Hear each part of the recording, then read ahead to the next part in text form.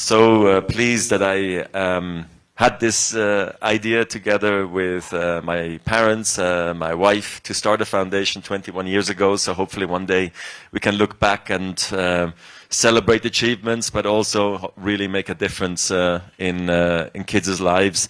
And South Africa was obviously a natural fit for me, because my mom being from Kempton Park, just down the road from here, and me growing up also some moments here on vacation, getting inspired by the culture here, and just understanding how different South Africa is to Switzerland, where I grew up. And so then I believe, me still being very young and also doing a lot of kids clinics when I was coming up onto the tour, I just felt like education is a lovely place for me to get into philanthropy.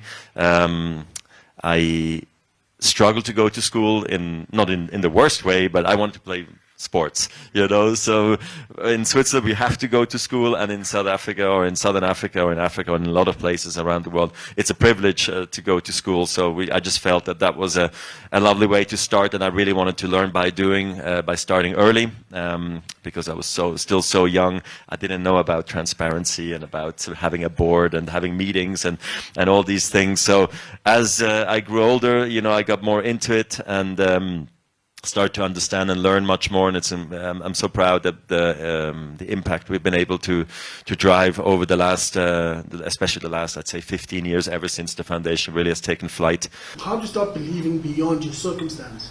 You never know where your interest might lie as a young kid, but you meet a Roger Federer in the streets of Zweden, and somehow a tennis racket makes sense, but there's no tennis court. Yeah, I think, it's important for me to keep on pushing and working hard, and even beyond when the day that I stop playing rugby, to keep on pushing and achieving great things, and also reminding the kids where I come from. They need to know that I come from the same background as them, and you gotta believe. That's the thing. They have a reference point now. I'm not the first one, and I'm definitely not the last one. And then the responsibility comes to me. What am I doing to make sure that the racket is there for the kid? What am I doing to ask Roger, listen, these kids are interested in tennis.